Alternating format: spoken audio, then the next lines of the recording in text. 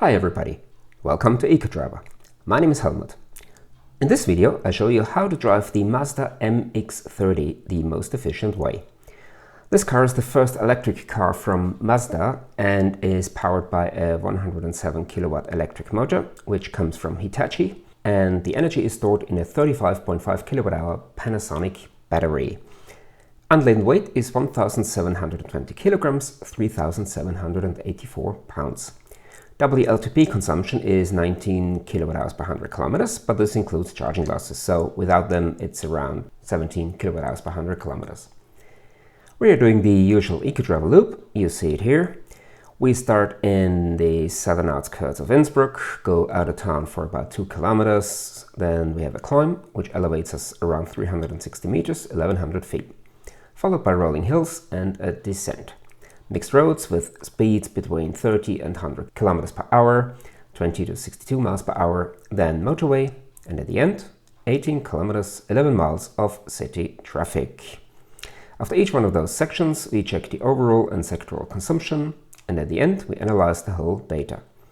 The cameras will be on all the time to A, show how I am driving to achieve the consumption we'll have at the end, and B, to prove that there's no need to go extra slow to be efficient.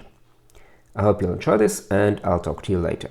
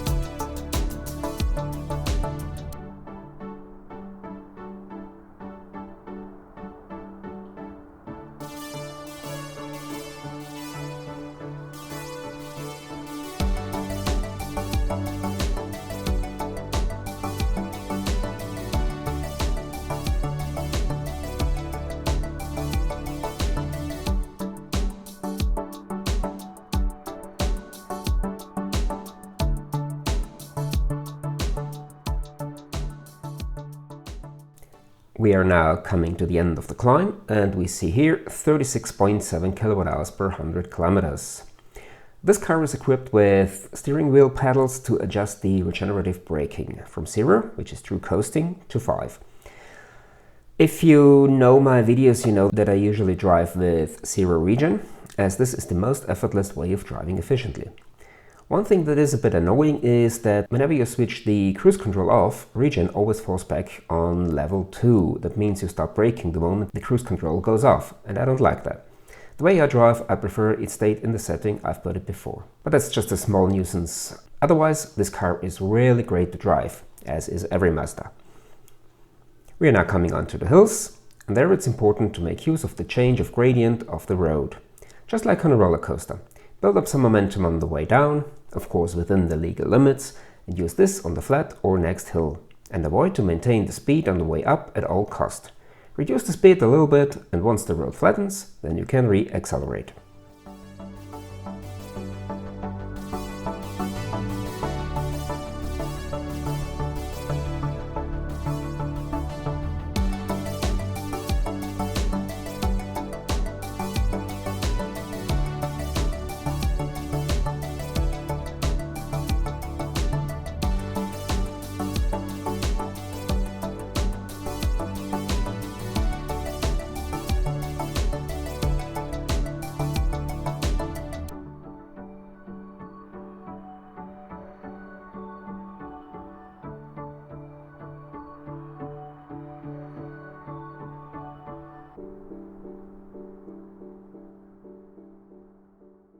At the end of the hills, we have 26.7 kilowatt hours per 100 kilometers. Now we come onto the descent, and here I try to keep the car coasting as much as possible, avoid using energy, just let gravity do its job. We have 2 flat sections, and if we don't have any other slower traffic, we can cross those sections in coast mode. We just need enough momentum going into the flat. Another thing to keep in mind with this car and many other EVs which are kind of moderately powered, remember, we have quote-unquote only 107 kilowatts here. With electric motors like this, it's highly likely that you exceed the maximum braking power, especially on the way down and at higher speeds. Therefore, I recommend to brake early enough in order to recharge the full potential kinetic energy which is stored in the movement of the car back to the batteries. Braking too hard just triggers the use of the mechanical brakes and you don't get any usable energy out of that.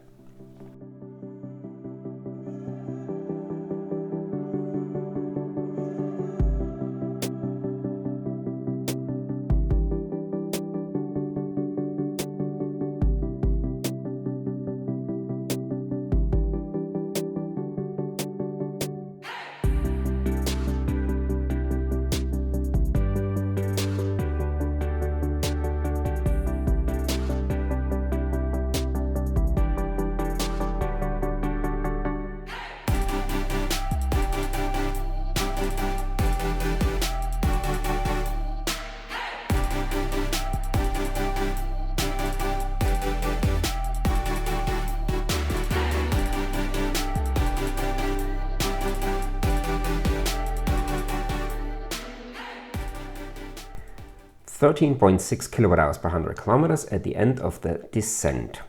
That doesn't look too bad for now, as we are back to the starting altitude, so it gives a good clue about where we end up with the consumption at the end.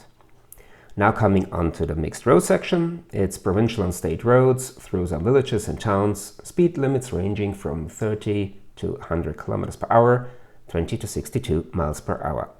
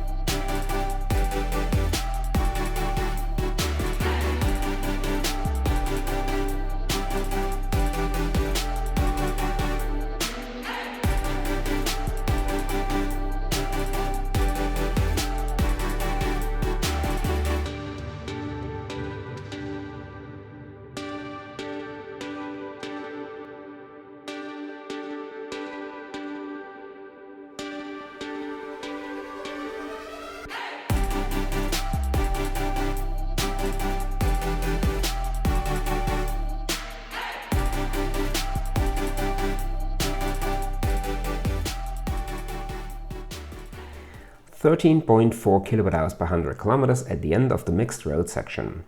Now we are coming to the motorway, where we have a speed limit of 100 kilometers per hour, 62 miles per hour, except EVs, which are allowed to go 130 kilometers per hour, 80 miles per hour. I will stick to the 100 though, as firstly, to keep it comparable, we also had EVs which were not allowed to go 130 as they didn't have the dedicated EV number plate, which is a requirement for the higher limit. And secondly, normally traffic is so heavy on this stretch of the road anyway that we couldn't go fast and are stuck behind all the non-EVs on the left lane going 100 to 110 kilometers per hour.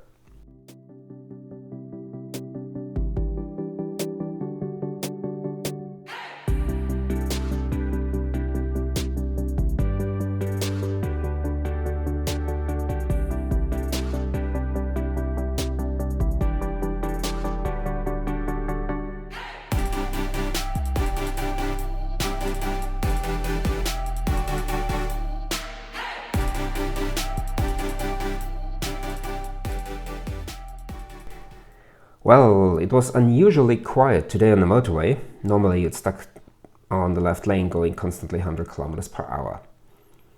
15.4 kilowatt-hours per 100 kilometers when we exit here. Now we come onto the last section of today, inner city traffic. Speeds range from 30 to 70 kilometers per hour here. In city traffic, it's important to keep the car in motion, avoid braking, and therefore re-accelerating. Yes, I know, it's an EV and it recuperates. But you never ever get back what you had to invest beforehand or have to invest afterwards when you brake. Battery to battery, we are talking about 30 to 55% of regeneration rate, and purely looking at the motor, we are talking 75 to 90%. So it's always better to avoid braking and keep the car rolling. Read the road, anticipate what other road users might be doing, looking ahead, and check traffic lights early enough, and then it's an easy thing to save lots of energy.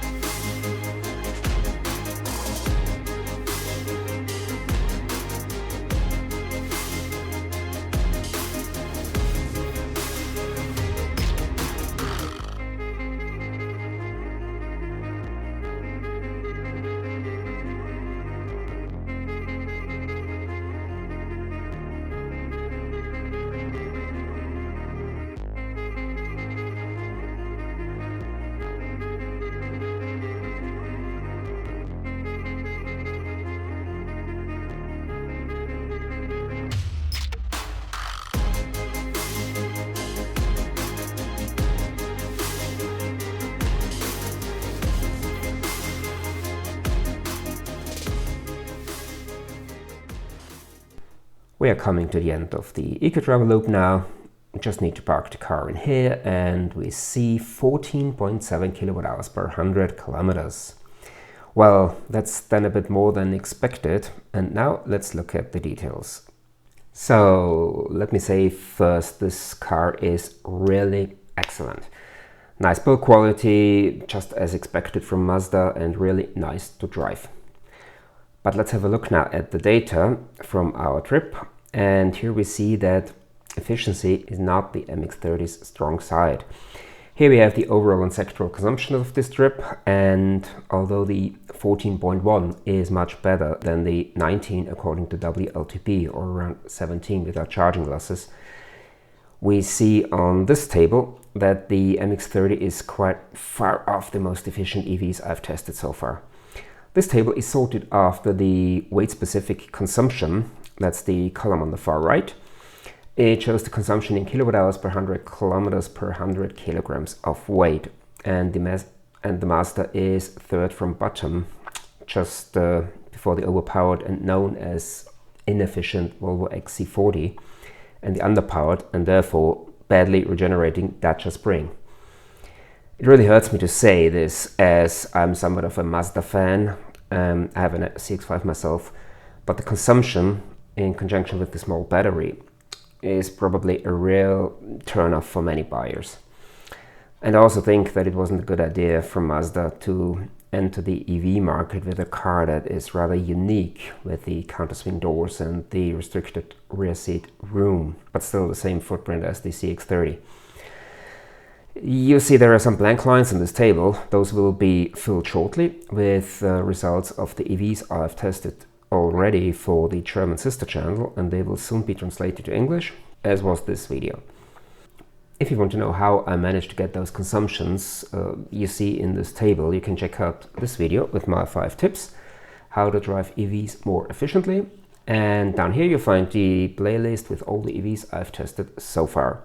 And if you're generally interested in what I'm doing, feel free to subscribe to this channel, and if you hit the notification bell, you won't miss any new video. That's it for the Mazda MX-30. Thanks for watching, take care, see you next time.